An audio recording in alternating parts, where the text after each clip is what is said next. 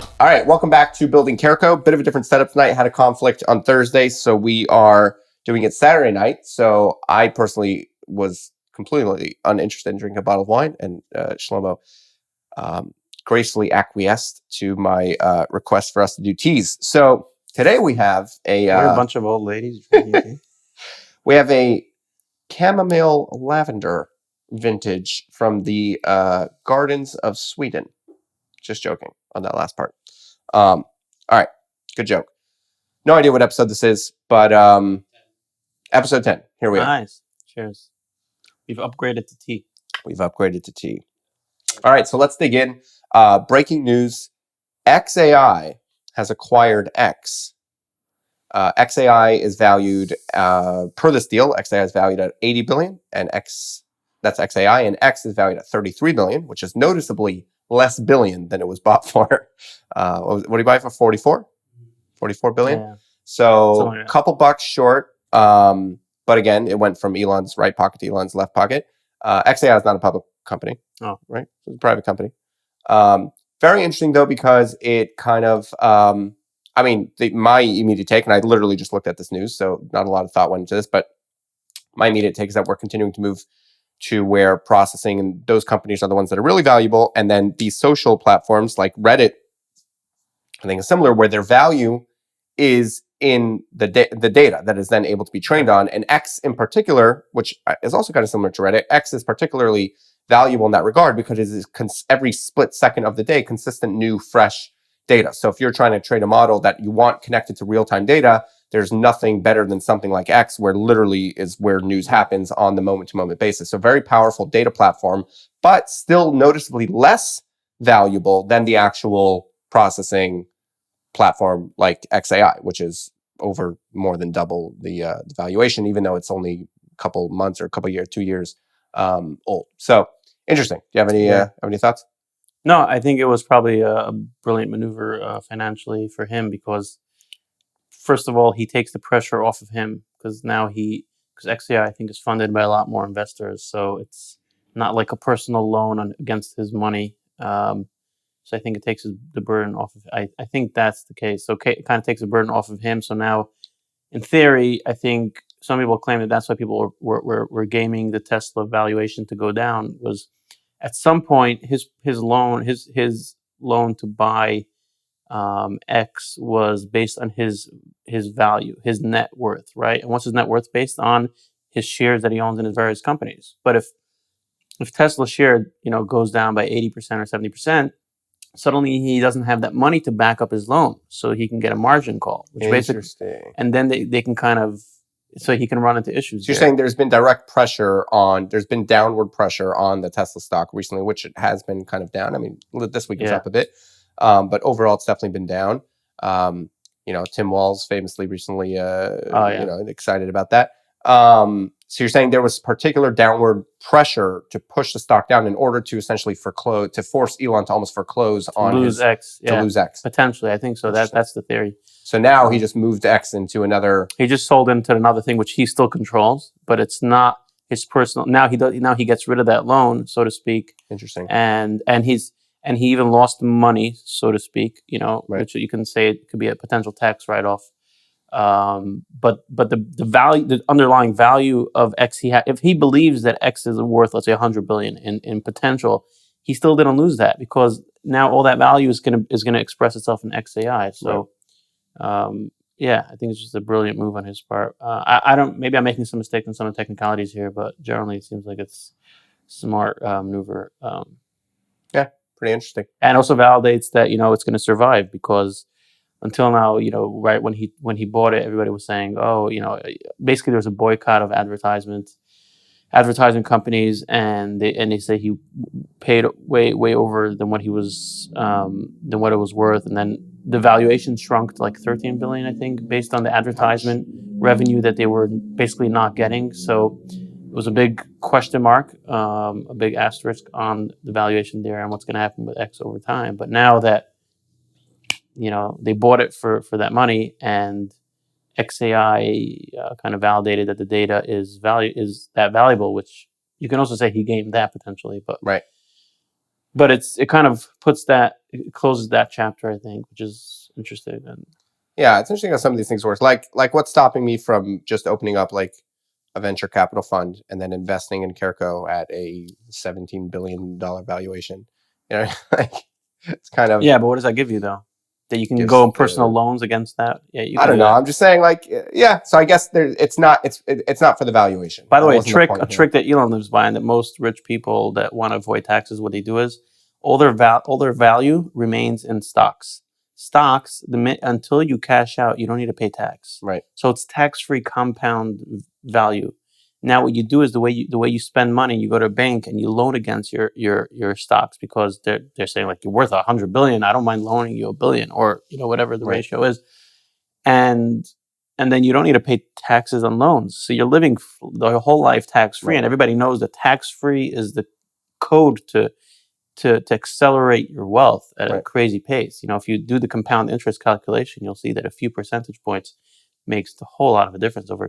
So yeah, that's another thing here. It's the tax-free keeping in the stock, element. and it wasn't all stock deal. There was no cash moving from one to the other.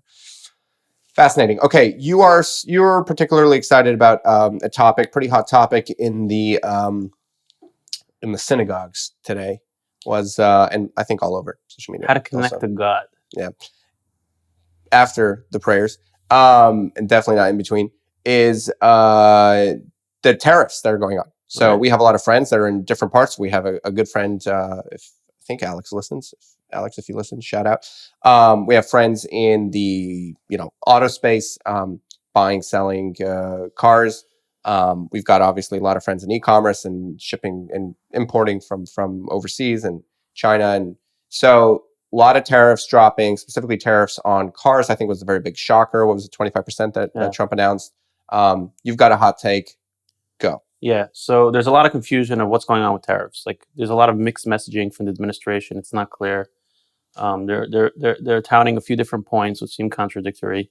So here's my take. First of all, my prediction is that this week the market is going to tank. I mean, the market is already anticipating that Trump is serious business about tariffs, regardless of the effect on the economy. But once that day comes, April 2nd, and nothing changed, you're going to see. I'm guessing a 15 to 30% dip or 20% dip, because what it means is, what does tariffs essentially mean on a company like the U.S.? It means that every single U.S. company, or for the most part, they're going to see a massive hit to the bottom line because things cost more expensive. So your margins are smaller, less people are buying. So it hits your top line, your bottom line, everything is across the board. So that means their valuation, their stock value is down, right? Because you're going to make less sales. So the market is going to take a hit because of that. But what I also anticipate, my prediction is that in 2 months, in the next few months, it's going to catch back, it's going to bounce back, and it's going to get much stronger than what it's even now. And here's why. So what's the idea? So what's the idea behind the tariffs? Let's start with this. What is the administration trying to achieve? The administration is trying to achieve. No, let me take this a step back. Okay, so what's the idea behind the tariffs? Everybody's confused about the tariffs. On the one hand, the administration is saying, we're being cheated. It's unfair, right? Reciprocal, kind of same message. Let's reciprocate. Why are most countries charging us from 50 to 100 to 150% tariffs when we're basically not charging them any tariffs? It's not fair. And another message is bringing onshoring back businesses to the U.S. Thinking about not about the big companies, not about the asset holders in the U.S., not about the top 10 to 20% of America that is wealthy, more about the regular person. Let him find a good job that pays well. So those two seem contradictory, because one of them you can settle, you can make a deal with another country and say, let's reciprocate. But the other one is, it's non negotiable. So here's what I think it is. I think ultimately the administration, what they're trying to do is, and they're playing here, they're playing cards. I mean, it's like, this is definitely a card game here, that they're holding the cards to themselves, and that's why the message is not clear. So what they're trying to achieve is ultimately reciprocal tariffs. They want that the U.S. will pay, that the other companies will have tariffs on U.S. imports to those countries, just like the same number that the U.S. will have imports into this country. Now, what does that do? That gives you, so the whole dilemma between tariffs or non-tariffs is, okay, you can bring more jobs on, you can onshore more jobs, but what's going to happen? Price of everything is going to go up. The stock market, for those that care about it, is going to go down. So there's two sides to the coin. But if you're able to achieve reciprocal tariffs, if you're able to get there, you actually get the best of both sides. Because what happens is you end up, if you negotiate with another country and you say, listen, for every tariff you have on us, we're going to match you. And you're able to get that negotiation. So they say, okay, let us remove tariffs. So now it's zero on both sides. So we bring it back to where it's now. But what's the effect of that? Now those countries are buying more from the US. So we're bringing more jobs back into the US because we're strengthening US companies because other countries are buying from us. Now, what's the problem with having that negotiation for the administration is if they know that ultimately you want to settle that, they're going to play that against you. Like, what's the best negotiation you can have? One that you show that you're not afraid to walk away from. Now, if Trump wasn't saying it's more principled than a tactic of reciprocal tariffs, if he wouldn't say that, they would say, okay, obviously Trump doesn't want to ruin his economy. He has the midterm election coming up. This looks terrible. It's going to put a lot of pressure. The U.S. is going to suffer more in the short term from matching our tariffs than we are, because the U.S. is buying a lot more. That means the consumers are going to feel it in their pockets. So potentially they can play the game. Other countries can say, they can play along and call the U.S.'s bluff. So if Trump says, okay, you guys have 50% tariffs on us, we're going to put 50% tariffs, they're just going to play along, wait a few months until the Trump, knowing that the pressure is going to mount, and then Trump's going to have to give in. But if he's saying, no, it's not about that. It's principled. I don't mind the U.S. economy, going down and losing. I don't mind that the stock market is going to go down. For me, what's important is the blue collar person above everything else. The minute he says that, they're like, oh my God, he's not afraid to lose. He's not afraid to lose. It's not about, he's not looking to settle with us. The minute someone's looking to settle, you already have the upper hand. So now they don't have the upper hand. So now they're going to do any deal that he's going to ready to give them. So I'm predicting that ultimately what the administration is going to do is, in the next few months, all these countries are going to come to the negotiating table, and they're going to end up having basically a matched tariff between both countries. And some countries are not. Maybe some countries are going to be stubborn, but the 70, 80% of the countries are going to say, no problem, we'll bring it down to zero. And so in terms of imports, our cost, it's going to be back to where it is now. Cheaper. Potentially cheaper. And then all those other countries are now starting to buy U.S. products, which strengthens our economy. So you get both. And Trump is kind of touting this thing of, people are saying, his constituents, that he ran on onshoring jobs. He can't give that up. And it's true. But it's not true because he's going to do tariffs blindly. It's true because ultimately he's going to get it to be reciprocal, and then everybody's going to win. Also, the blue collar person is going to win, because when everything's much cheaper to buy from the U.S., cars in the U.S., Europe is going to start buying American cars. I mean, America has some great cars, right? Right now, America only buys European cars. European doesn't buy American cars because the tariffs are crazy high. So what I understood from what you said is 2 points. Number one, that there's a confusing message. So there's two messages here. One is that Trump cares about the blue collar worker and not about the stock market.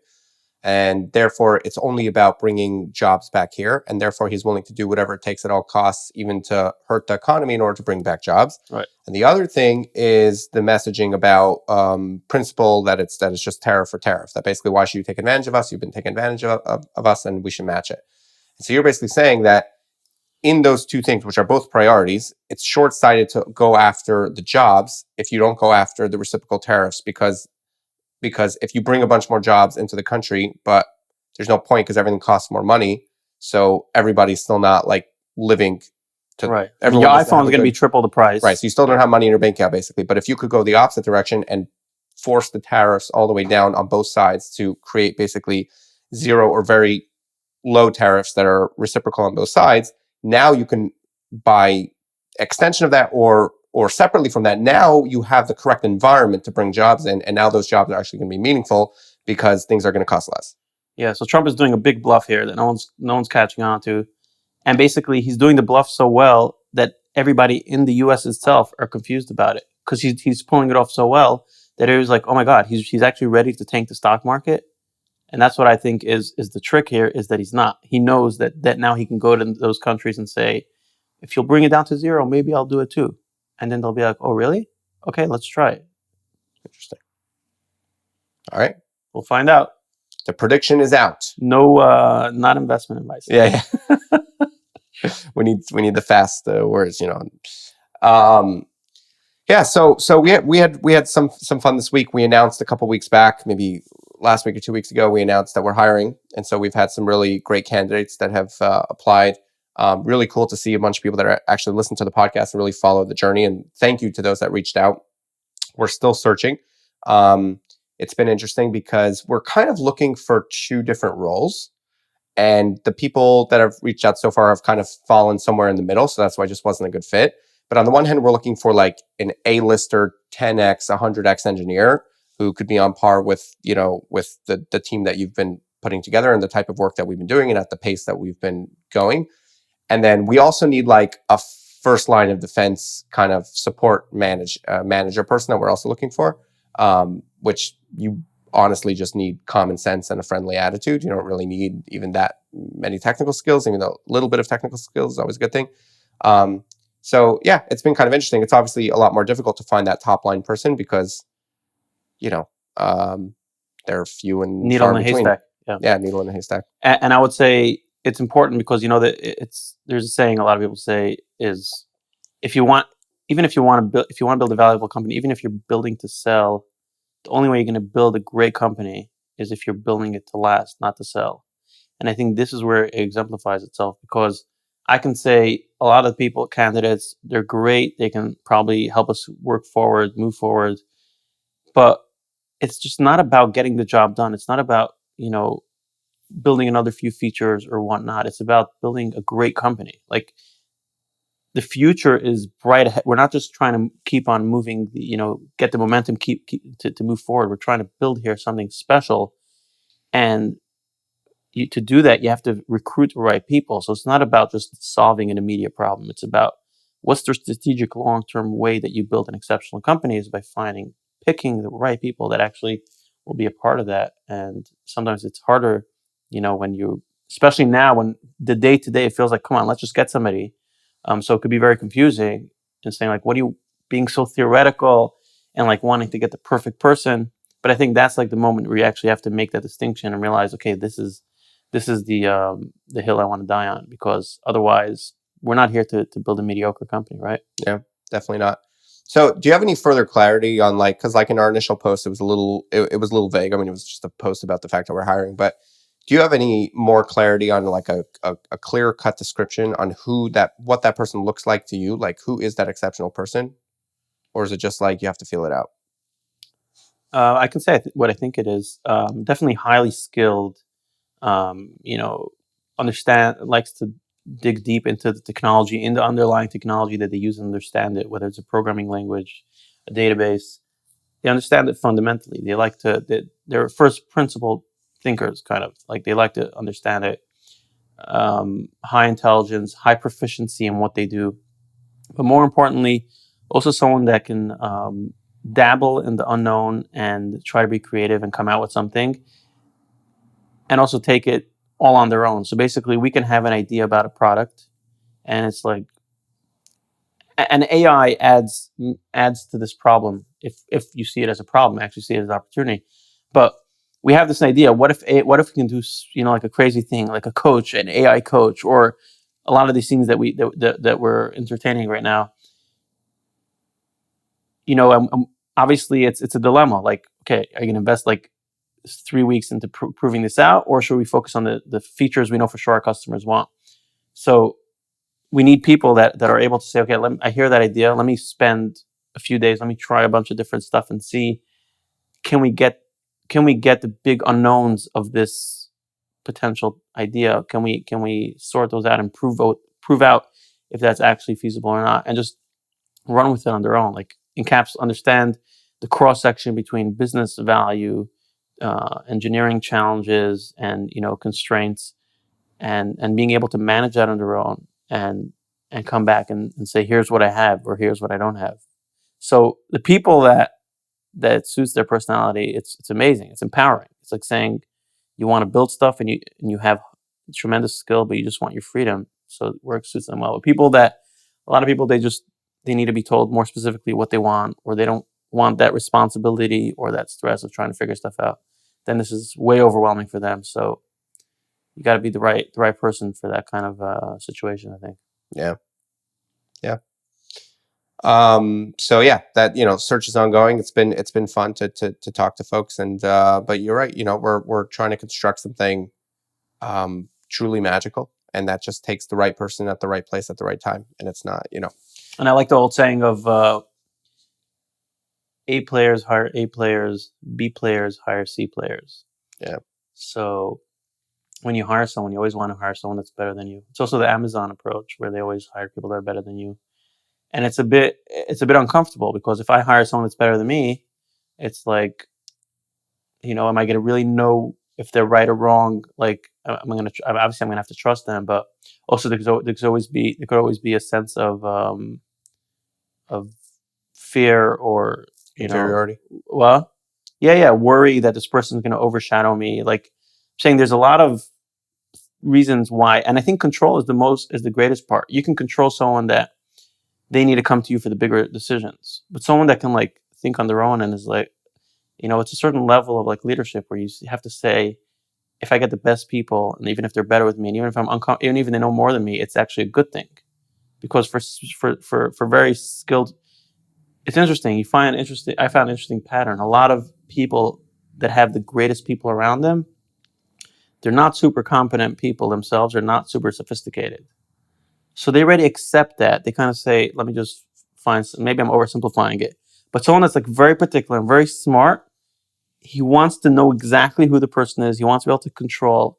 He doesn't want just a free person that's going to go on their own. So often you find like you'll have either simpler people with brilliant people around them, and obviously it was intentional that they got brilliant people, or you'll have a brilliant person with like a bunch of helpers. Right. And I think the key is to be a brilliant person with a bunch of brilliant people around you. Yeah, because and it just comes down to being cognizant of the thing that we're talking about. Like, if you're cognizant of it, then you can do it. If you're not cognizant of it, you can't. To be very intentional. And I don't think either of those extremes, like the simple person with the smart people around them, I don't think it's intentional. I think it's just that's how it works out, because you're looking for people that are smarter than you, and so you're going to put them around you. So it's definitely one of those things that, like, if you could be cognizant of it and you find yourself being a brilliant person, you've won. Now, and then also the dilemma is like, if someone's so much better than me, why would he want to work with me? Yeah, I mean, well, that's where it comes down to, like, it's not just about brilliance. I mean, let's take your role as CTO. Like, your job isn't just to be a brilliant engineer. Your job is to string things together and to have, certain level of top-down product vision, and you know what I mean. It's a lot more than just being super, super brilliant at engineering. But and I think we find this, like, every person in the team ends up growing into their own kind of star and shining in certain areas and being really good at. Yeah, I'm just sharing a fear of, like, why would they want, but I know it's not a valid fear, because ultimately we have a great energy. People who are the right person who's the right fit is going to love it. Like, they're going to be able to just do so many things, and they're going to have fun, and they're going to be empowered to do it right, and it's going to have great impact. So I think the right person will be attracted, but it's these sharing some thoughts. I was like super ADD for a second, but as always, do you think it's illegal? Okay, so you know how, like, you can't impersonate a cop or like a lawyer or something like that, right? Right. It's probably illegal. Do you think it's illegal to advertise for somebody for free? What does that mean? Like, imagine we just start reading ads. Imagine we just start reading ads from, like, Salesforce and, like, xAI. Like, here on the podcast? Yeah, on the podcast. Why not? It's public information. It'd be hilarious. We're not representing them. We're not claiming to represent them. Right. It would just be like, it's public information that we're reading. just start reading ads. I don't know why that would be so. It's going to be more interesting for our readers. I don't know. It would just be, like, hilarious. People are like, Because for example, like the Ben Shapiro show just started. They actually are doing something very smart, by the way. He's not reading ads for Perplexity because he reads a lot of ads. He doesn't read ads for Perplexity, but he started incorporating sources from Perplexity. Okay. And then they show on the screen the Perplexity answer. Nice. And he just smoothly kind of like puts it in as if it's just a source, but it's the only source that's being actually displayed on the screen. Because you're not just showing it, you're showing the value. Exactly. It's very smart. It's much better than saying, our friends at Perplexity are the first AI search engine, blah, blah, blah. It's showing exactly how it works. It is very smart. But anyway, sometimes, when like a show gets big, you start noticing the names of companies that are paying for ads, and like it would just be like hilarious. Microsoft. Ads, yeah. Oh, you're saying you're saying in the context of the kind of tricking the viewer to think, that's a good question. Yeah. The ethical question would be making people think that you were hired by the company to read the ad. That may be a problem. Yeah. Because you're misrepresenting. Yeah. Anyway, speaking of ethics and legalities, from our friends over at the United States Congress.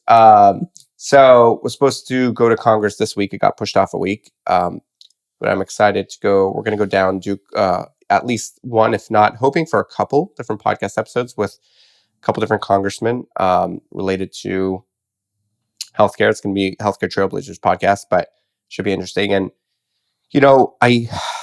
we started talking about this earlier today.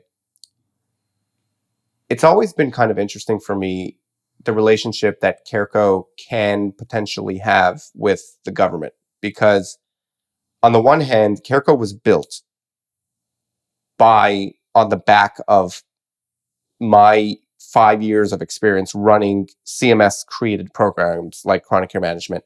And I know the ins and outs of them. And I know where the areas of fraud are, and the areas of waste, and the areas of abuse.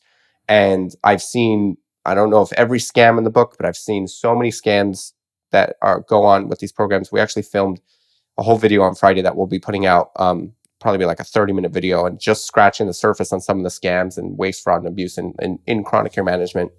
It's a hot topic. It's a very hot topic. Ride the wave. And I don't think we're doing this because it's a hot topic. Right. I think it's kind of the opposite, where, 2 years ago, I wrote this booklet. I'm not going to call it a book, but this booklet called... I think we talked about that. We did. Unleashing Value, the case for AI and value-based care. And what it talks about is there's this intersection between the AI revolution and the value-based care revolution. And they intersect really, really, really well, because the same core tenets and principles of value-based care, which is essentially we care about the patient, we care about the outcome. Yeah. We don't care about the process as much, meaning I'm not paying you fee for service where someone breaks their leg, they go to the doctor fixes the leg, they get paid, but then if the patient goes home, gets an infection, they come back, they get fixed again, the doctor gets paid again. That's very silly, versus saying, hey, how can we tie incentives to an actual health outcome? That's the basic idea of value-based care. And to do that, you care about efficiencies. You care about not wasting time. You care about getting to the end result. And those are also the same things that Gen AI specifically, not just AI in general, but Gen AI specifically gives you a lot of that power. And we brought both of those together. And that is literally, this describes like my ongoing mindset in the creation of CareCo. And that is CareCo. Like CareCo, you cannot commit fraud. Right. It is impossible. And you can't be inefficient and ineffective. Exactly. The way we're building it. I literally have people asking, like the people that are still stuck in this like fee-for-service mindset, these people that are trying to bill 60 minutes for every single CCM patient, these people are literally asking me like, okay, can you give us the call guide so my people could be more intelligent, but turn off any efficiencies? It's like the pencil in that commercial. It's literally the pencil in our commercial. Sharpening the pencil. We put out this commercial making fun of this concept, and this manager basically hands... he discovers he needs to do more time. Yeah, so he runs downstairs and he makes his care coordinator stop writing with a pen and instead write with a pencil and sharpen in order to hit their 20 minutes. And then with a feather and ink in order to hit 40 minutes. It's stupidity. And I literally turned to the guy on the meeting. This is a real story. The guy's like, can you turn off the documentation feature and these other features so they're not more efficient? And I turned to him and I said, I have a better idea. Why don't you go buy a chisel and a bunch of stones and give that to your people so they could document but it's irrational if this is the framework you set in place, that it's about hitting time and not hitting goals, then people are going to optimize for that. And it makes sense. Like pre-AI, Like, We have to how do figure out a way to audit. how do you measure, how do you quantify someone giving value to a customer? You can't audit every single conversation and have a metric and have something, because it's just not possible. Like, it's just too time consuming. So you say, you create this heuristic, this arbitrary number of like 20%, you spend 20 minutes talking or dealing with a patient per month. That's probably good enough care. So that you can prove, that's easy. But we know from what we're building, and our clients are people that actually care. Most of our clients really care about the care to the patient, not just the time and the billing. What we've discovered, most of our clients come and ask us a lot of questions about, they get very, very excited when we talk about enhancing the patient care, even though they're in a fee-for-service world. And really, like, if you think of it from a very transactional perspective, they should really just talk like that guy that talked to you. Is like, how do I turn off? But they're not. They actually, I think most people feel like they're in this space because they feel like they're making a difference. They're helping patients, and that's how they sleep well at night. So they're asking us those questions because they'll feel better when they know that patients are getting better care. And we're optimizing towards that with the call guide. And now what ends up being is that we end up in a scenario where you can so simply report on all the calls, all the patient, barriers and goals, and what the progress was on. Why not create the requirement around that as opposed to the 20 minutes? Now that the technology is there and it's possible, it should be not just possible. It shouldn't be a luxury. It should be a requirement. First of all, for taxpayers' dollars that are paying for this, and also that the patients should get the proper care, as opposed to someone just opening up the phone and like just reading a list and just wasting their time. Yeah. I wonder if we could do a study where we analyze our calls, like past calls that we have. We analyze our data. The thought that's going on in my head is we take, let's say, 1,000 phone calls, let's say, and we analyze them for calls that, let's say, positive impact on the patient's health was made versus not. Like calls that were just fluff and calls that had some sort of impact, and we can decide what the parameters of impact are, whether it's a care gap closed or it's a specific thing that was requested or addressed or whatever. And then we could look at a couple different things. One thought is we look at the length of the calls to basically prove that the whole time thing is arbitrary. It doesn't make a difference. The other interesting thing would just be the percentage of calls that are, because right now care coordinators are still not fully they're not fully being handheld yet in most of these calls through their conversation. So they're just like regular calls with patients. Basically, we see what percentage of calls are actually, like if this was your business, if you were the insurance company, basically this would be the thought experiment. If we were the insurance company paying the bill for all the patient's care, and we wanted to analyze these calls to see, we're paying $62 per call or whatever it is it worthwhile? And we do like an analysis. It'd be very interesting, no? Yeah, but that's what you're going to do with call guides, right? Yeah, well, we're going to do it actively. I'm talking about doing a study in retrospect with calls that were not handheld. Okay. Basically, the difference is that our call guides are going to... And comparing it to calls that were. No, not even. Just basically taking, let's say, 1,000 calls and saying, okay, here's 1,000 phone calls. Oh, was it effective? Was it effective? You're questioning the whole premise of like... Just to show how much waste and stupidity is in there. Yeah. And like, okay, now we see that this subsegment of these calls were extremely effective. Okay, what was interesting about these calls? First of all, were they long, extended calls? Were they short, quick, and to the point? What percentage of all that? Like, start breaking that down and putting out some sort of study. I think it'd be really interesting to see. Like, yeah, and we have the data to do it. And I think even more importantly, like when you do that analysis, you have to compare it against the data that you know about the patient and say, let's say it was 1 out of 10 things that should have been talked about or should have been cared for. Right.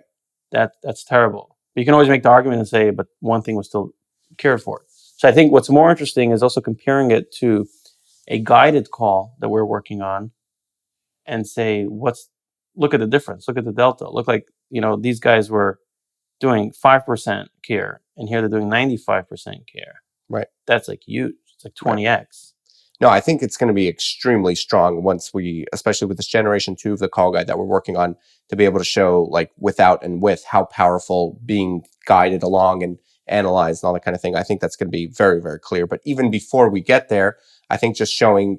I see what you're saying. Some sort of do analysis. a financial analysis. Basically say, put a dollar amount to every single thing that was moved forward in the call. So if they reminded them to check their blood sugar, or if they reminded them to keep on the diet, and or you saw that gets very deep. Like, what's the statistical? Yeah, what's the statistical percentage that has basically saved the patient from going to the ER, stuff like that. But we could probably break it down to things that are more realistic to box in, like, how many we could talk to some of our that's why I think it's much more concrete when you compare it with a guided call, because here we have concrete. Right. You have to say, this is what it was before. But I have a feeling that if we just looked at a bunch of calls, we're going to see that a gigantic portion of the calls are fluff. Did nothing.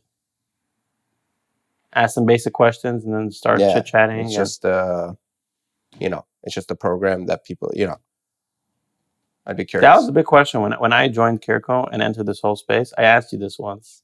I called you and I was like, Mendel, I'm curious. Is the whole care coordination a scam or is it real? Right. Like, I don't think it's a scam because the people that I saw, that work at Previva or whatever, they seem, the more I'm working at CareCo, the more I meet people that are genuinely doing a good job and putting in the best effort. But I was curious, is because of the whole 20-minute thing, because the incentives are not aligned, like, what's the purpose of the money? It's to help the patient. Now you're paying somebody that's not measured by helping the patient. So the incentives are not aligned. It creates room for waste and fraud. Right. So that was my big question, was like, is it real?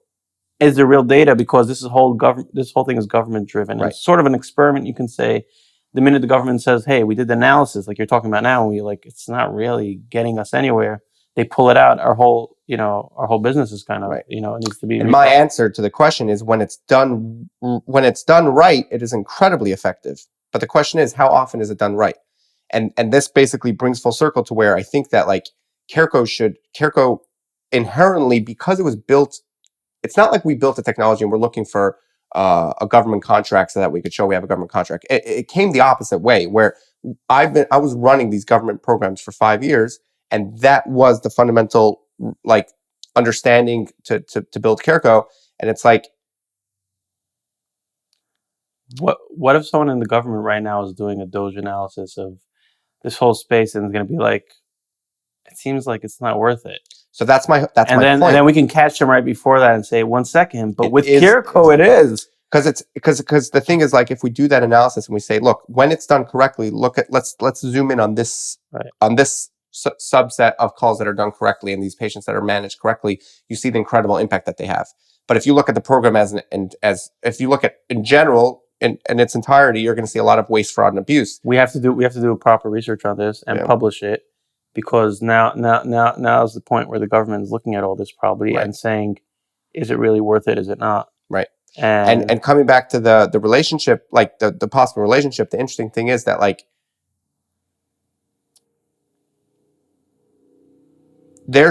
we now have the power, literally by the day. Like, at the end of the day, the technologies we work with in CareCo, the features that we have planned, the technology is not even there yet for. Like, we're always on the bleeding edge. So, but at the end of the day, there's a gigantic difference between now and 2 years ago in the power that we have at our fingertips. Going back to something you said earlier, the reason why time-based codes were put in the first place was because there had to be some sort of framework for auditing. Right. I'm going to give you a program. How do I know you're doing anything? So the most basic thing in a world pre-Gen AI is to say, you have to be spending at least X amount of time. Otherwise, I don't know you did anything. So spend time. That's how it came about.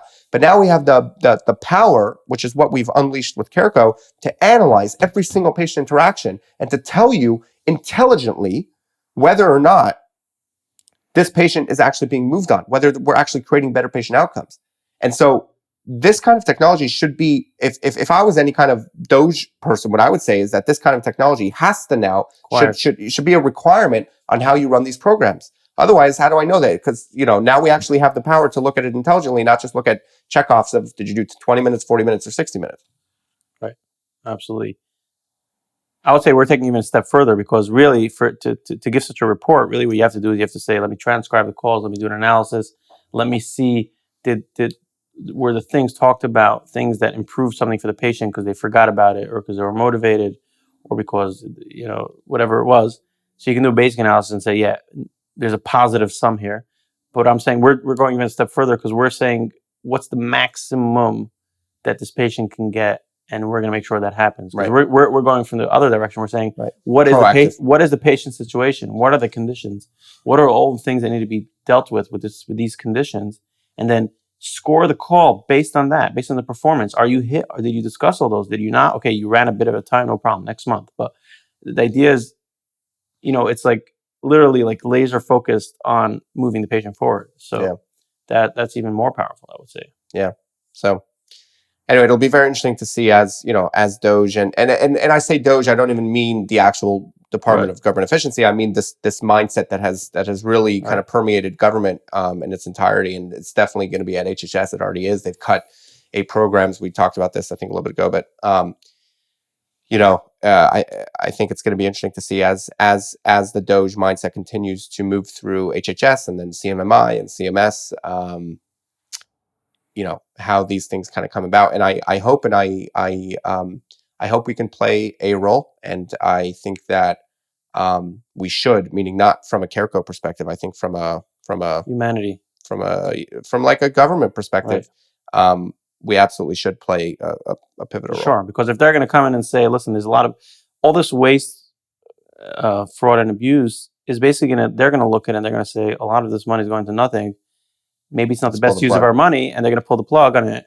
And we need to catch them at that point and say, hey, but with AI, actually, there's a lot of value here. You just need to change the parameters a bit. Instead of saying 20 minutes, say you need to prove somehow that you made patient progress. And that's the biggest key. And we're only able to do that with technologies like CareCo and with the underlying technologies that we're using, but we've put it into a perfect way for care coordination.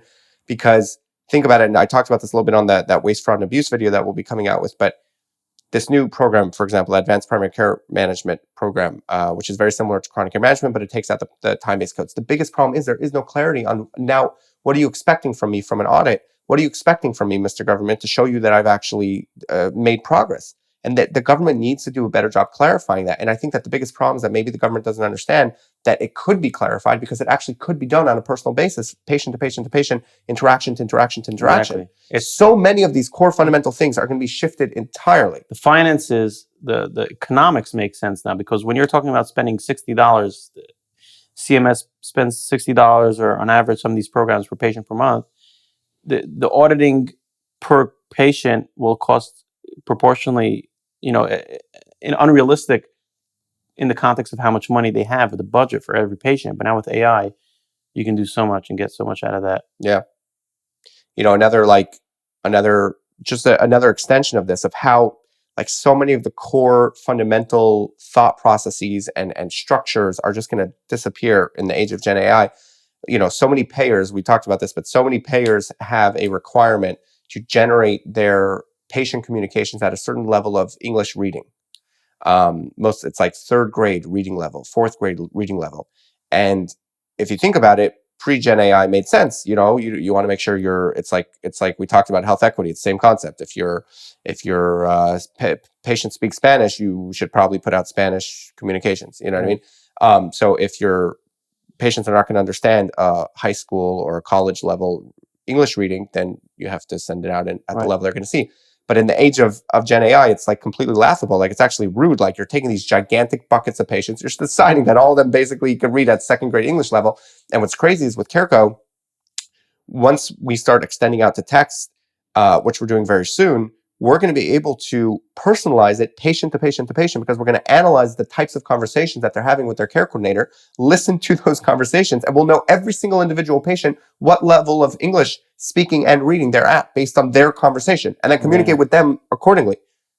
Like, it's mind-blowing for a system that was, that's been built for the last, 100 years, that has brought us to a point where you're regulating payers to send out millions of patient communications in 2nd grade English reading level. Yeah, it's crazy. What? Let me ask you a hypothetical. So if let's say, hopefully, the government, whoever's looking at this is going to say, "Oh, interesting what CareCo is doing," right? Hypothetical. What if they come to tell the CareCo, "You know what? We like this, but what if instead of we're going to pay hundreds of millions or whatever to all these companies, like, and paying companies like you, what if we cut a deal with you and you're basically going to be for free for anybody that does the service. Maybe they're going to pay us, get volume discount, so to speak. Because think about it. If ultimately all the people doing these services are going to use a software like CareCo, they're going to have to, because you're going to be so much more efficient.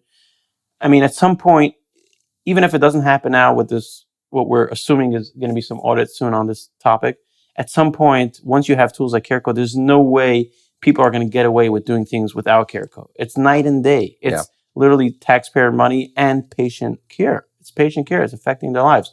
So it's obviously that's where things are going. So the government auditing at some point will say, okay, we need to have intelligent software around this in the age of AI. So instead of us paying everybody and they're going to pay their software, that's inefficient. What if we can buy the software up front or pay a volume discount and get, instead of ultimately paying, let's say we charge $1 per patient, let's say they have 10 million patient system, ultimately paying through their people $10 million a year. What if we can cut a deal and get the software for 10 cents a patient? And then we just give it to all the people that are doing the services for free.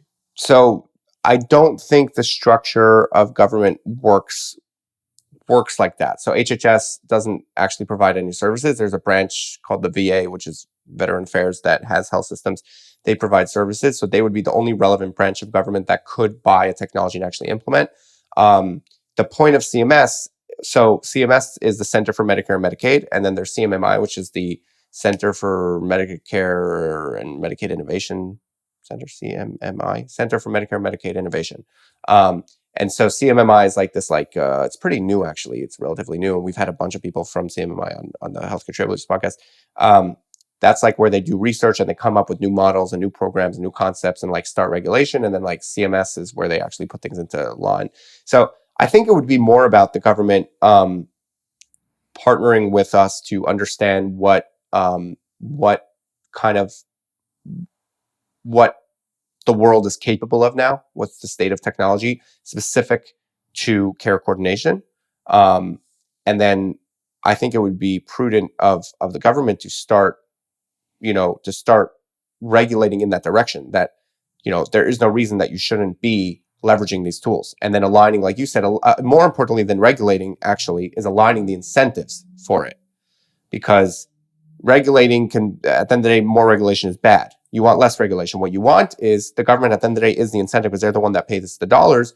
You want to make sure that those dollars are aligned with the incentives of creating more efficiency and actually caring for patient outcomes. So hypothetically, you're saying the technicalities won't allow it, which is still questionable because there's a lot of shuffling and things that were never done in government that are being done now. Right. With using different techniques, actually, of how they're giving software to the government. They're giving it like for free, whatever. There's a lot of stuff that's happening now, but let's assume they know it's more efficient instead of creating regulations or, creating audits or creating requirements. It's way easier for them to just say, this is the software. We're going to see the software being impactful. We're going to audit the software because we're going to build the software. They're going to be involved. They're going to be part of the sayers. Or they're going to kind of supervise that, but that's it. They don't need to start doing audits of thousands of companies or thousands of claims. Like, throw all that out. Just use one system, and that's a government-approved system or government-owned system, and that's it. I mean, it'll be a novel concept. Would you go for it if you got such an offer? It's a very broad question. I'd love to help. The details, I'd love to help the country. I'd love to help the country. What if they said, give it to us for free, and then once we prove that this is the real thing, all the other countries in the world will buy your software? I mean, you're saying other health systems? This is the ultimate test.